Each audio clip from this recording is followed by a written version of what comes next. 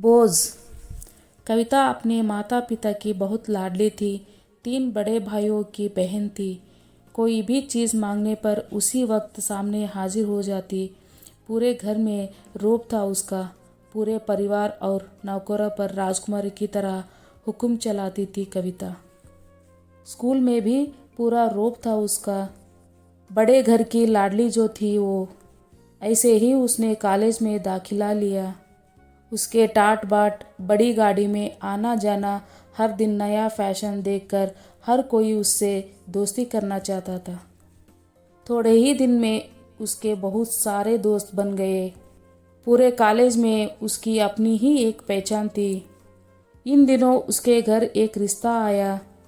खानदानी लोग थे और पापा की पुरानी जान पहचान थी उसके साथ। कविता के साथ कोई ज़बरदस्ती नहीं थी, पर कविता ने फिर भी हाँ कर दी, क्योंकि वो अपने परिवार से बहुत प्यार करती थी। वो जानते थी कि वो लोग उसका अच्छा ही सोचेंगे। लड़के का नाम राजा था। राजा काफ़ी पढ़ा लिखा और समझदार लड़का था। ससुराल वाले भी बहुत अच्छे थे। ससुराल में कविता की जगह ऐसी ही थी जैसे कि मायके में। कोई भी कार्य कविता की सलाह के बिना नहीं होता था। सबकी लाडली बहू बन गई थी। फिर उसके घर एक बेटे का जन्म हुआ। राहुल कविता को जान से प्यारा था। पोता पाकर ससुराल वाले तो फूले नहीं संभालते थे। कविता कभी कभी सोचती कि उसकी किस्मत कितनी अच्छी है। उसका हर अपना उसे कितना प्यार करता है। चाहे जीवन में कैसे भी समय आए, मेरे अपने हमेशा मेरे साथ है। मैं कभी अकेली नहीं हो सकती। कितनी खुशकिस्मत हूँ मैं। पर शायद कविता की खुशियों को उसकी अपनी ही नज़र लग गई थी। एक दिन वो मायके जाने की जिद कर बैठी। राजा को बहुत काम था, लेकिन वो फिर भी उसे ले गया। रास्ते में उनकी गाड़ी अन्य गाड़ी से टकरा गई। कविता, राजा और राहुल बहुत बुरी तरह से जख्मी हो गए। काफ़ी दिनों के इलाज के बाद राजा और राहुल तो ठीक हो गए, लेकिन कविता पूरी तरह से ठीक नहीं हो सकी। सर पर चोट लगने के कारण वो अपनी आँखों की रोशनी खो बैठी। अब कविता की किस्मत जैसे उल्टे पांव चलने लगी। मायके वाले कुछ दिनों तक उसे मिलने आते रहे। फिर कभी कभार फ़ोन ही करके पूछ लेते कि अब कैसी है। धीरे धीरे ये सिलसिला भी कम हो गया। ससुराल वालों की सहानुभूति भी कम होने लगी। घर में किसी को पास बैठने के लिए कहे तो जवाब मिलता, बहुत काम है, अब तुम भी हाथ नहीं बटा सकती। राजा भी चिड़चिड़ा होने लगा। बस राहुल ही था उसके साथ, जिसके साथ हंसते खेलते उसका वक्त गुजरता। एक दिन कविता के हाथ से कुछ सामान गिर गया, जिसकी वजह से राहुल को हल्की सी चोट लग गई। कविता के सास ससुर ने राहुल को उससे अलग कर दिया कि कहीं उसके ना देखने की वजह से बच्चे का कोई नुकसान ना हो जाए। कविता अंदर से टूट चुकी थी। एक दिन उसने सबके सामने मायके जाने की इच्छा रखी तो राजा उसे तुरंत मायके छोड़ाया, जैसे कि वो भी यही चाहता था। लेकिन राहुल को उसके साथ नहीं भेजा गया। कविता कभी राहुल से दूर नहीं रही थी, पर अपनी कमी के कारण उसने ज़्यादा बहस नहीं की।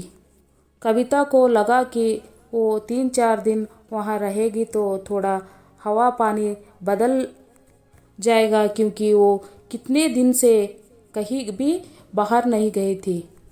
घर वाले भी इतने दिनों बाद उसे देखकर कितने खुश हो गए। कविता के घर पहुंचने पर सब लोग बहुत खुश हुआ। खाने में सब कुछ कविता की पसंद का ही बना था। उसने अपने मम्मी पापा और भाई भाभीओं से दिल खोल के बातें की। उनके छोटे छोटे बच्चे भी बुआ के साथ घुल मिल गए थे। रात को सोने के वक्त जब वो कपड़े बदलने लगे तो उसे पता चला कि उसका बैग तो बहुत भरा हुआ था। वो सब समझ गई। वो बहुत उदास हो गई। कुछ दिनों तक तो सब ठीक रहा, फिर जैसे सब बदलने लगा। सबका व्यवहार बदल रहा था। वो लोग जैसे थक चुके थे उससे। सब लोग घुमा फिरा कर पूछने लगे कि राजा कब आ रहा है उसे लेने। वो बहाना बना देती, जबकि वो जानती थी कि उस घर में अब उसके लिए कोई जगह नहीं। कविता से चलते वक्त कुछ ना कुछ नुकसान हो जाता। थोड़ी बहुत टोका टाकी उसे सुनाई देती, वो टाल देती। एक दिन उसके हाथ लगने के कारण एक कीमती फूलदाना टूट गए। छोटी भाभी ने बहुत हंगामा मचाया। कविता के माता पिता रोज रोज के झमेले से तंग आ गए थे। उन्होंने राजा को खुद से फ़ोन कर दिया। राजा कविता को अपने घर ले गया। कविता को अपने परिवार वालों से ये उम्मीद नहीं थी। जिस कविता के कहे बिना घर में एक पत्ता भी नहीं हिलता था, उस घर के लिए वो अब बोझ बन चुकी थी। राजा के साथ ससुराल आते वक्त वो बहुत खुश थी, क्योंकि वो अपने घर जा रही थी, अपने जिगर के टुकड़े राहुल के पास। परंतु वो खुशी भी कुछ पल की ही थी। सारा बंदोबस्त पहले ही किया हुआ था। कविता को सीधे ऊपर वाले कमरे में पहुंचा दिया गया। राहुल से दूर रहने की सख्त चेतावनी दी गई। एक काम वाली लता को उसकी जिम्मेदारी सौंपी गई, जो उसके खाने पहनने जैसे ज़रूरतों का ध्यान रखती। कविता ज़्यादातर चुप ही रहती। कभी कभी काम वाली लता से थोड़ा बतिया लेती। उसके जरिए राहुल का पता चल जाता।